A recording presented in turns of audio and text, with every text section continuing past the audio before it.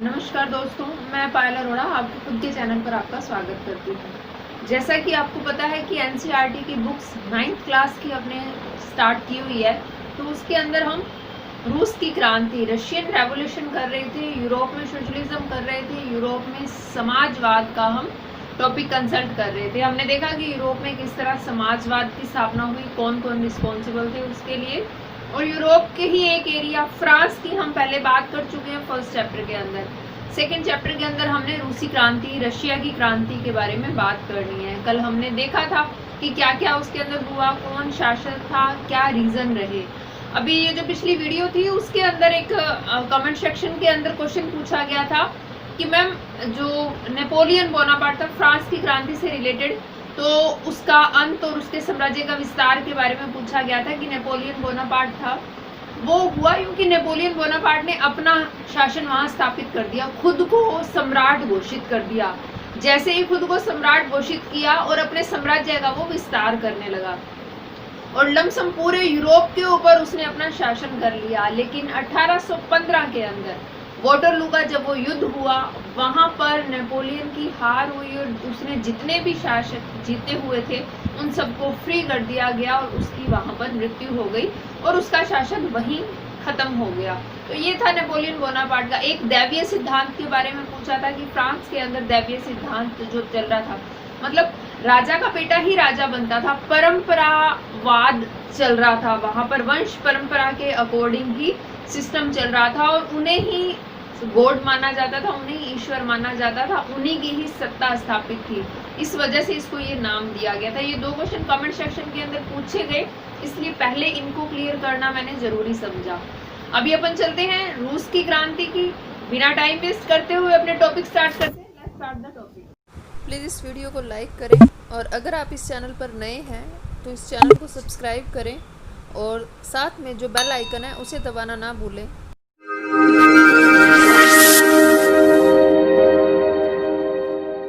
रूसी क्रांति की बात कर रहे थे तो 1905 की एक बड़ी संडे में बोली थी कि खूनी रविवार की घटना, उसके बारे में जानना जरूरी है। ये 1905 की घटना उसी तरह है जैसे भारत के अंदर 1857 की जब क्रांति चल रही थी और वो गांधी जी जब आगे 1857 की क्रांति के बाद गांधी जी ने आंदोलन स्टार्ट किए थे, तो तब जलियांवाला बाग जब हत्याकांड हुआ था उसी तरह की एक घटना रूस में भी हुई।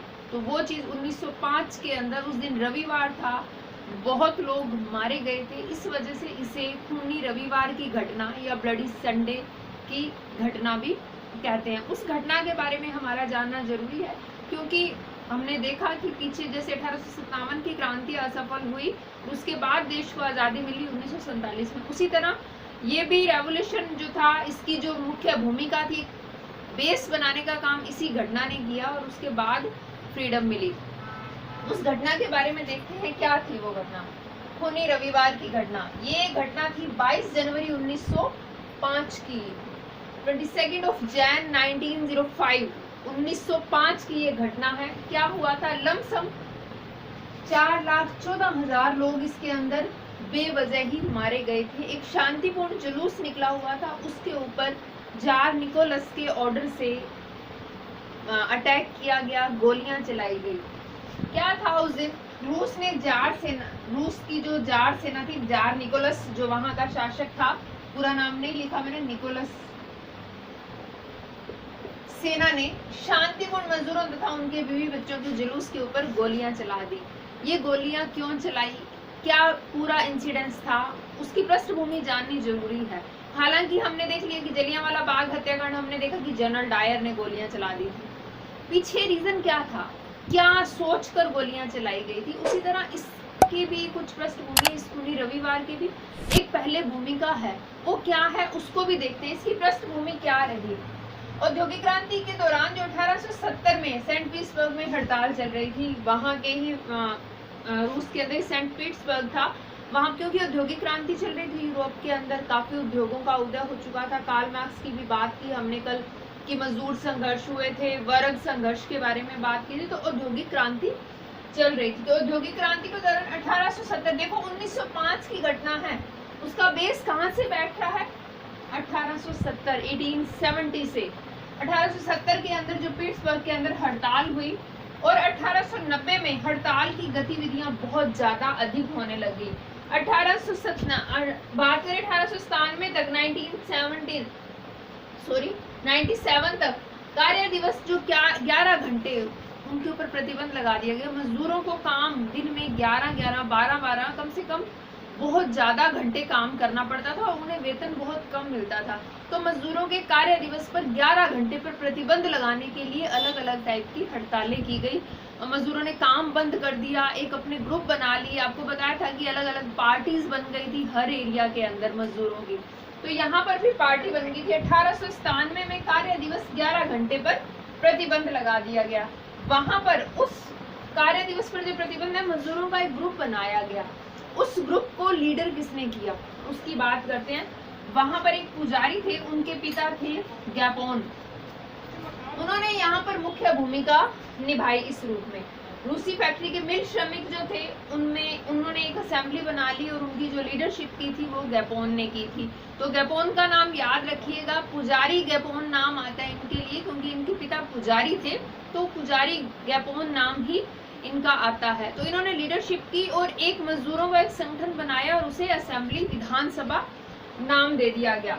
रूसी फैक्ट्री में श्रमिकों ने असेंबली बना ली।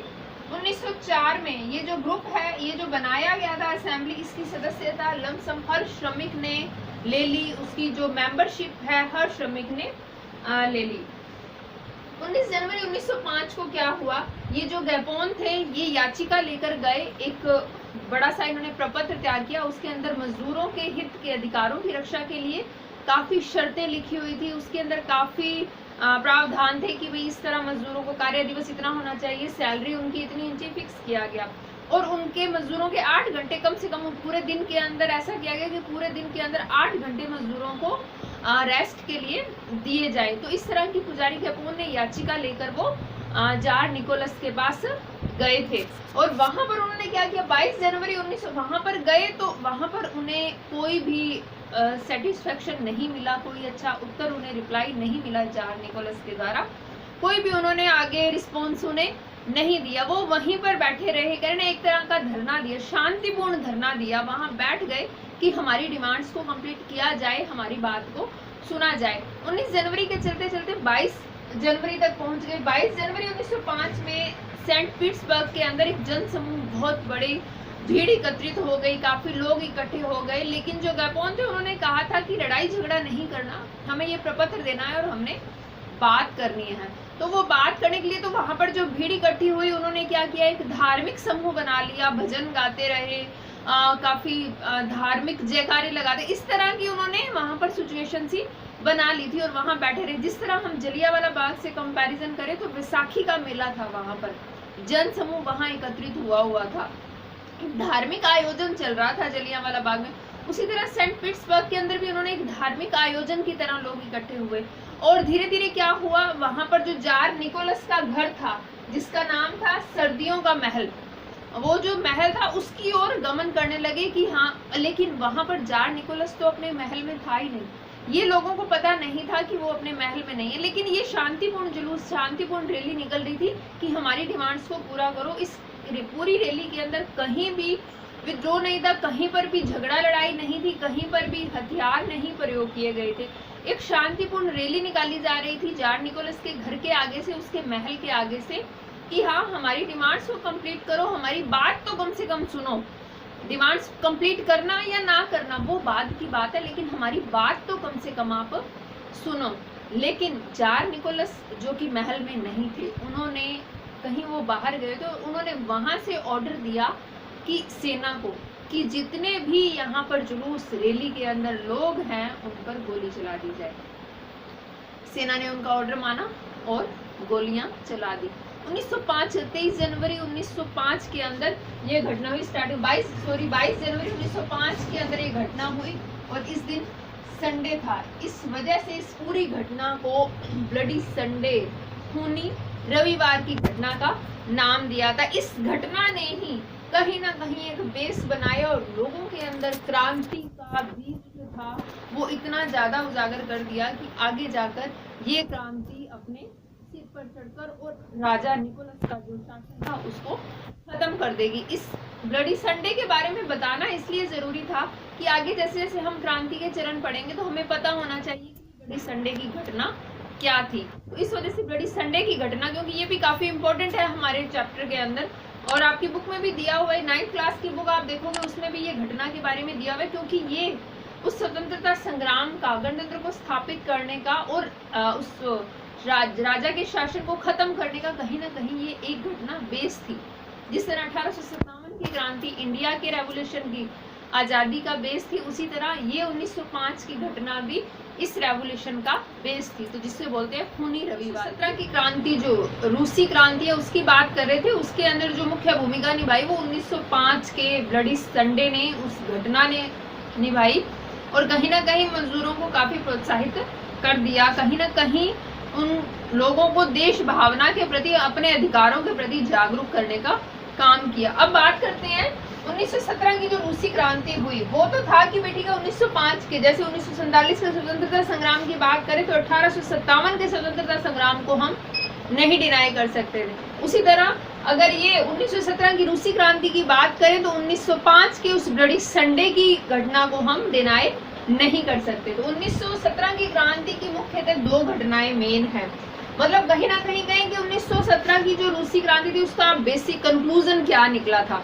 तो कंक्लूजन, इसका निष्कर्ष निकला, सेना द्वारा जनता पर गोली चलाने से इनकार कर दिया गया। अभी हमने देखा कि ब्लडी संडे की जब घटना हुई तो जार निकोलस ने सेना को ऑर्डर दिया और सेना ने क्या किया, पूरे मजदूर वर्ग, बच्चों पर, बुजुर्गों पर अंधाधुंध गोलियां चलाई और काफी लोगों को मार दिया था। तो देन क्या हुआ, अब 1905 के अंदर तो सेना ने आदेश मान लिया और राजा का आदेश माना और जनता के ऊपर अंधाधुंध गोलियां चला दी। लेकिन जैसे जैसे टाइम बीता, मजदूर जो संघर्ष था वो बहुत चरम सीमा पर पहुंच गया। मजदूर वर्ग की जो एकता थी वो बहुत अधिक स्ट्रॉन्ग हो गई थी। तो जब 1917 की बात आई तो 1917 में सेना द्वारा जनता पर गोली चलाने से इनकार कर दिया। 7 मार्च को जब रूस के अंदर भुखमरी फैल गई थी, बहुत ज्यादा अन्न की कमी हो गई थी, तो सारे के सारे मजदूर वर्ग, जितने भी थर्ड पार्ट के जो लोग थे, थर्ड ग्रुप के जो लोग थे, वो सड़कों के ऊपर आ गए। भूख के लिए तरस रहे थे, उनके पास रोटी खाने को नहीं थी, लेकिन वहां की जो दुकानें थी उनके अंदर रोटी भरी हुई थी, अनाज भरा हुआ था।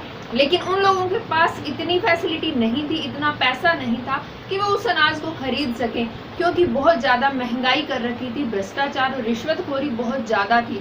क्योंकि युद्धों से जो जनमाल की हानि हुई थी उसको पूरा करने के लिए लोग रिश्वतखोरी और ये चीजें कर रहे थे, काला बाजारी कर रहे थे, जिसकी वजह से उन गरीब लोगों की क्षमता तक वो चीजें नहीं थी।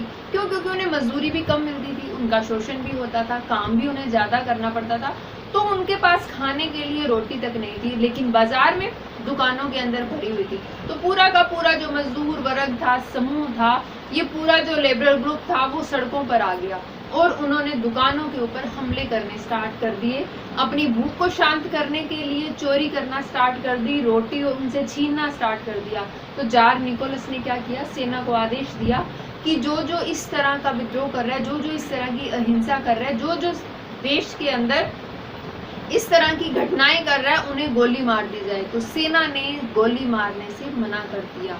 अब जैसे ही सेना ने गोली मारने से मना किया तो जो मजदूरों का ग्रुप था, मजदूर जो समूह बने हुए थे, कहीं ना कहीं उनका हौसला बढ़ गया कि राजा की जो सेना है वो भी हमारा ही साथ देगी।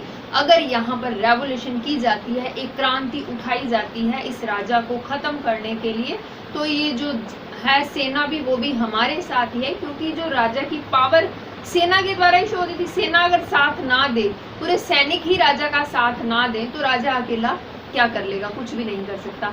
तो इस घटना ने कहीं ना कहीं जो क्रांतिकारी हैं उनका हौसला बढ़ा दिया। और आगे की जो क्रांति थी, देखो यहाँ पर 14 मार्च को तो जो जार निकोलस था वो अपना त्याग पत्र ही दे देगा अपनी चेयर से। तो 7 मार्च को जब ये घटना हुई तो वो रेवोल्यूशन कम से कम स्टार्ट हो चुकी थी, इतनी स्टार्ट हो चुकी थी कि लोग बहुत ज्यादा परेशान हो चुके थे अपनी भूख से, अपनी भूखमरी से, अपनी तंगी से। तो उन चीजों को खत्म करने के लिए वो सड़कों पर उतर गए थे, हड़तालें कर रहे थे, अहिंसा कर रहे थे, छीना झपटी कर रहे थे।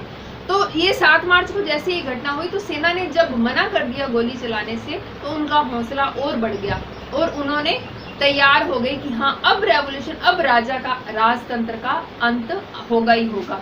दूसरी घटना क्या हुई, जार का शासन का त्यागना। 14 मार्च 1917 की देखो 7 मार्च की ये घटना है। 14 मार्च को उदारवादी नेता थे जार सोल्व, उनकी अध्यक्षता के अंदर, उनकी लीडरशिप के अंदर 14 मार्च को जार निकोलस को अपना त्याग पत्र देना पड़ा और राजतंत्र त्यागना पड़ा। और एक उदारवादी नेता थे ये। देखो स्टार्टिंग के अंदर बताया था कि रूस के अंदर 3 टाइप्स के लोग रह रहे थे। रूढ़िवादी जो बिल्कुल परंपरा थे, उदारवादी और परिवर्तनवादी, 3 टाइप्स के आपको बताया था कि 3 टाइप्स के ग्रुप थे। तो उसके अंदर जो उदारवादी नेता थे जारोस्लाव उनका नाम था, उनकी अध्यक्षता के अंदर ये क्रांति के अंतिम चरण के अंदर पहुंचे और उनके नेतृत्व के अंदर राजा को अपना शासन त्यागना पड़ा और इन्हें पूरे देश की कमांड इनको दे दी गई और इन्होंने आगे असेंबली बनाकर पूरे देश का शासन चलाया। पूरी की पूरी जो रूसी क्रांति है उसका टाइम पीरियड क्या क्या कौन से ईयर के अंदर हुआ, स्टेप बाय स्टेप हम देखेंगे। ये जो रूसी क्रांति 1855 से जो स्टार्ट हुई, मतलब 55 से स्टार्ट नहीं हुई हम कह सकते हैं, मतलब इसकी भूमिका, इसकी पृष्ठभूमि कहीं ना कहीं तैयार हो रही थी। तो 1855 से लेकर 1917 तक का पूरा कालक्रम कि किस ईयर में क्या हुआ, क्या स्टेप बाय स्टेप हुआ, उसी जिस तरह फ्रांस की क्रांति के हमने 4 चरण पढ़े थे कि चारों चरणों के अंदर स्टेप बाय स्टेप क्या हुआ, उसी तरह इस रूस की क्रांति के भी हम चरण पढ़ेंगे कि पहले क्या हुआ, बाद में क्या हुआ, स्टेप बाय स्टेप, ताकि जितना भी रूसी क्रांति का कंसेप्ट क्लियर है वो हमारे माइंड में एकदम कंसेप्ट फिट हो जाए कि क्या था रूसी क्रांति। देखो सबसे पहले 1855 की बात करते हैं। 1855 के अंदर 1855 में जार अलेक्जेंडर सेकंड द्वितीय का शासन प्रारंभ हुआ था रूस के ऊपर। रूस की बात कर रहे हैं तो जार अलेक्जेंडर सेकंड इसका शासन का प्रारंभ चल रहा था और 1861 के अंदर इसी के शासन में जो कृषि दास की प्रथा थी वहां पर, मतलब जो कृषक थे उनको दासों की तरह बिहेव किया जाता था, उन्हें ना तो मजदूरी दी जाती ना मेहनताना दिया जाता था, तो उन कृषि दासों की मुक्ति हो गई। फिर बात करें 1874 से लेकर 1881 तक कहीं ना कहीं सरकार विरोधी, मतलब इस शासक के विरोधी आतंकवादी आंदोलन स्टार्ट हो गई कि हमें राजा का शासन पसंद नहीं है। फिर 1881 की बात करें तो ये जो अलेक्जेंडर सेकंड थी इनकी मृत्यु हो गई और अलेक्जेंडर जार थर्ड इसका शासन प्रारंभ हो गया। और जैसे ही इनका शासन प्रारंभ हुआ तो 1883 के अंदर फर्स्ट मार्क्सवादी समूह बना गया। जैसे आपको बताया था कि मार्क्स का इफेक्ट होने लगा, पश्चिमी यूरोप के अंदर मार्क्सवाद का जन्म हो गया।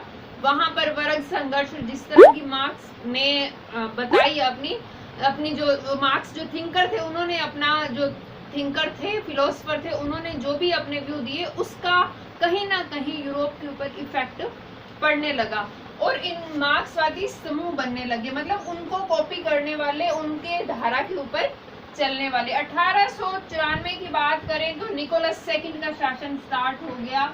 अब स्टार्ट होगा क्या कि वहां पर मजदूर दल बनेंगे, समाजवाद आएगा, वो चीजें जो हम पढ़ रहे थे। 1898 की बात करें तो रूसी मजदूर दल बना और उसका फर्स्ट सम्मेलन, देखो यहाँ पर सरकार विरोधी आतंकवादी आंदोलन स्टार्ट हुए और यहाँ पर कहीं ना कहीं ग्रुप बनने स्टार्ट हो गए। यहाँ पर 1898 तक आते आते रूसी मजदूर दल जो बन चुके थे उनकी फर्स्ट कॉन्फ्रेंस हुई। पहली बार मजदूरों की एकता को लेकर उन्होंने एक ग्रुप बनाया, यूनिटी की और फर्स्ट कॉन्फ्रेंस अपनी की।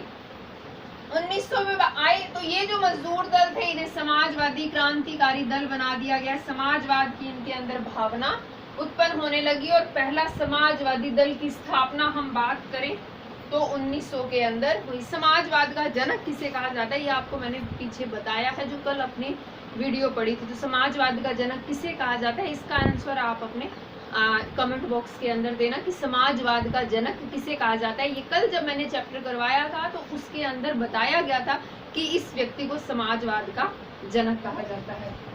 फिर 1903 की बात करें तो सेकंड सम्मेलन हुआ। इसके अंदर ये जो समाजवादी क्रांतिकारी दल था, मतलब मजदूरों का ये जो दल बनाया गया था, ये 2 पार्ट के अंदर डिवाइड हो गया, बोल्शेविक और मोनशेविक। दो मतलब एक तरह का मजदूर दलों का विभाजन हो गया। देखो जहां भी ग्रुप होगा वहां पर कहीं ना कहीं कुछ ऐसे तत्व भी होंगे जो उनमें फूट डालने की कोशिश करेंगे। जिस तरह इंडिया के अंदर डिवाइड एंड रूल अंग्रेजों ने नीति अपनाई थी, उसी तरह मजदूरों के संगठन को तोड़ने के लिए राजतंत्र के कुछ लोग थे, उन्होंने फूट डालकर उन मजदूरों का जो ग्रुप था उनको 2 पार्ट के अंदर डिवाइड कर दिया। वो 2 पार्ट बने, बोल्शेविक और मोनशेविक। फिर 1905 की बात करते हैं, रूसी क्रांति। अभी जो खूनी रविवार की हमने बात की, रूसी क्रांति 1905 के अंदर हुई। ब्लडी संडे की हमने अभी पूरी डिटेल में बात की कि क्या थी ये घटना। इंडिया में जो जलियांवाला बाग हत्याकांड है उनसे कंपैरिजन हम कर सकते हैं कि ये वही घटना है। पहले ये घटना हुई, बाद में हमें जलियांवाला बाग, तो कहीं ना कहीं उस घटना को इससे कंपैरिजन कर देता है। लेकिन वहां पर क्योंकि हम यहाँ पर जलियांवाला बाग हत्याकांड को इजीली समझ पा रहे हैं, तो उस वजह से मैंने यहाँ पर कंपैरिजन किया कि ये वैसी ही घटना है। हालांकि जब जलियांवाला बाग हत्याकांड हुआ तब ये घटना हो चुकी थी, तो वो घटना कहीं ना कहीं इससे कंपैरिजन की जाएगी। लेकिन हम उस घटना के बारे में ज्यादा अच्छे से जानते हैं क्योंकि वो हमारे देश से रिलेटेड है।